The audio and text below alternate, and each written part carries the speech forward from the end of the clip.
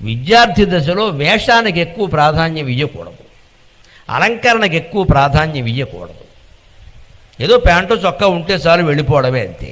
ఈవేళ విద్యార్థి డ్రెస్సు కొనాలంటే 3-4 వేలు అవుతుందండి, రెడీమేడ్ బట్టలు. పైగా తల్లిదండ్రులు ఎక్కడి నుంచి తెస్తారు ఈ డబ్బులు? ఆలోచించండి. చదువుకుంటున్న విద్యార్థులు ఓ పక్క చదువు ఖర్చు పెట్టాలి, కాలేజీకి ఫీజులు కట్టాలి, ఒకవేళ రెసిడెన్షియల్ కాలేజీలో చేర్పిస్తే భోజనానికి కూడా ఫీజులు కట్టాలి, ఈ బట్టలకు కట్టాలి. ఎక్కడి నుంచి కట్టాలండి ఇవన్నీ? ఇందుకోసం అక్రమ సంపాదన పెరిగిపోయింది సమాజంలో. పూర్వం అక్రమ సంపాదన ఎందుకు లేదు అంటే అవసరాలు అంతగా లేవు.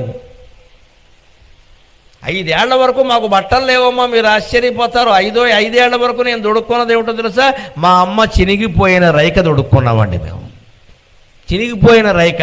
కానీ ఆ తల్లి చినిగిపోయిన రైక తొడుక్కోవడం కారణంగానే నేను సహస్రావధారణి కాగలిగాను, సందేహమే లేదమ్మా.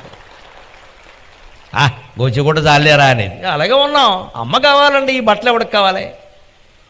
ఏదో కట్టావమ్మా నీతో కూడా ఉండని అనేవాళ్ళం. ఉండేది. అధ్యాత్మ రామాయణం చదివేది అన్నం వండుతూ. అవన్నీ నోటుకు వచ్చాయి.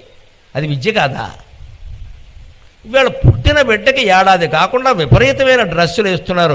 ఒక్కొక్క డ్రెస్సు 5,000, 10,000, 25,000. అర్థం లేదండి దానికి. అంతంత ఖరీదైన డ్రెస్సులు చిన్నపిల్లలకి వేయకూడదమ్మా.